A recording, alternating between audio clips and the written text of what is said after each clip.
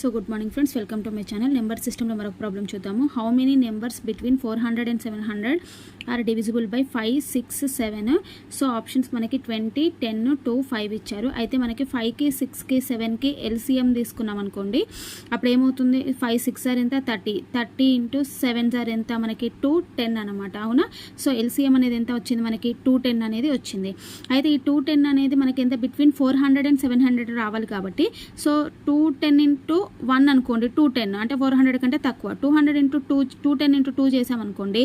So 210 into 2 అంటే ఎంత? 20, 2 1 2, 420 వస్తుంది.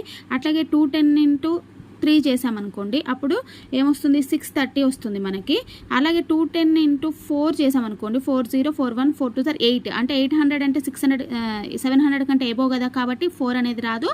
1 అనేది 400 కంటే తక్కువ కాబట్టి రాదు. అంటే ఓన్లీ 420, 630 ఓన్లీ 2 నెంబర్స్ మాత్రమే మనకి 400, 700 మధ్యలో ఉంటాయి. సో ఆప్షన్ సి అనేది రైట్ అనమాట. ఓకేనా?